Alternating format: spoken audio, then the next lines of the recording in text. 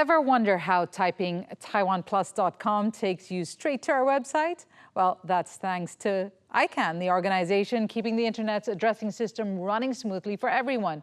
From helping small businesses in Asia get online to ensuring your favorite sites load securely, ICANN shapes our digital world. But how are they making the internet fairer and more inclusive, especially in Asia Pacific? Now, to give us more insight, we are joined in the studio by Samiran Gupta, Vice President, Stakeholder Engagement and Managing Director, Asia Pacific for ICANN.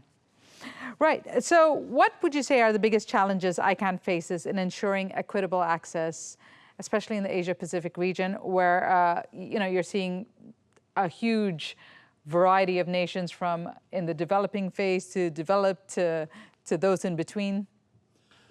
Look, the biggest challenge is language in terms of access to the internet in the user's own language. And that's because, when the internet was designed, it was designed using the Latin script.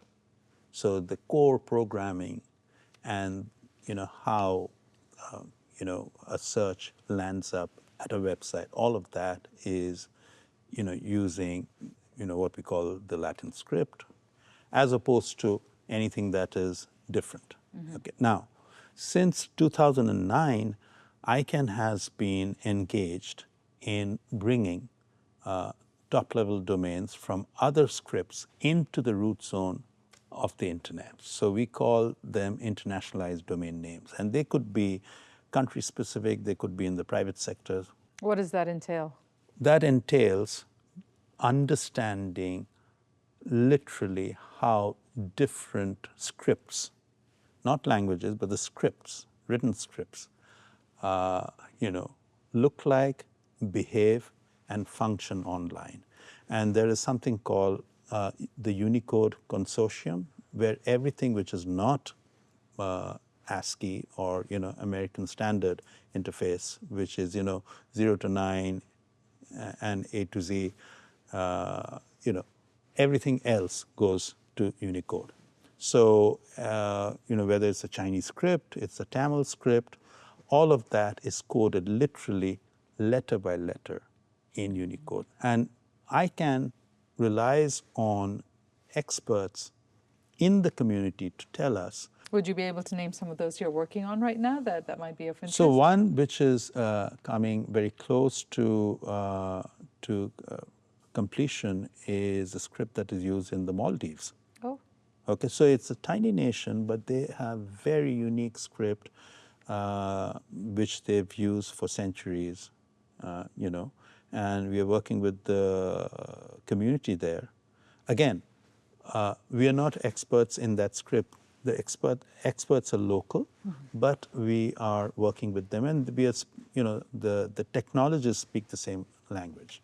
But one of the conversations that is going around at the moment is as things are changing at breakneck speed in the digital world, is there more demand to vary the domain extensions, the GTLD's generic top-level domains like .com, .org, and in that case, and again, as things are just exploding in the digital world, what challenges is that bringing to ICANN? No, that's a great question, in fact. So in 2012, we had opened up an application process for governments, companies, entities, nonprofits to have get their own top-level domain. So out of that process came, let's say, extensions such as .club, okay, or .accountant, or even .tokyo, okay.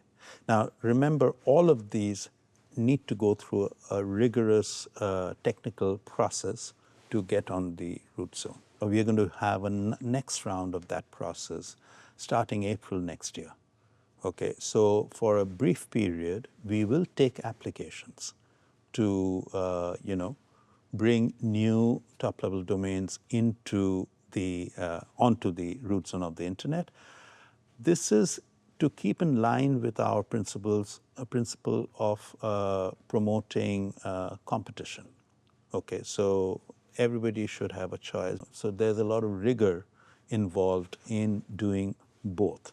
So, but yes, we are looking to open up the application process in April next year. So looking ahead, with each decade, ICANN has had to just scale up immensely. You know, probably just trying to keep up with the growth of the digital realm. In the next decade, how do you think ICANN will have to scale up? Like, what is the next phase for ICANN? Wow, that's interesting. Look, when you say scale up, the beauty of the DNS is that it's been a scalable technology, and as long as entities or technologists are building addressing systems which can interoperate, then the internet will remain one whole internet and not get fragmented. So that's the biggest mission. That's our core mission, to keep we actually call it one world, one internet. Okay.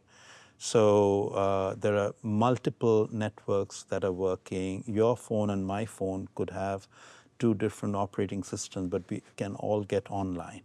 Okay.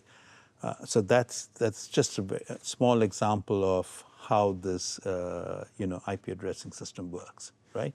So yeah, we we want to ensure that the global population has access to the internet. It doesn't become fragmented or difficult. Keep in mind that global trade is also a part of this ecosystem. A country's GDP is impacted by how it is trading, and a lot of that is online. Okay, I mean, even the entire banking process is online. The supply chains are online.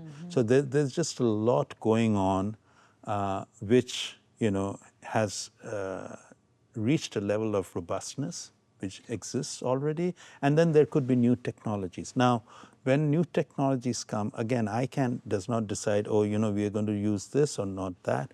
The community works with the with technology and tells us, this is something good that ICANN should be incorporating.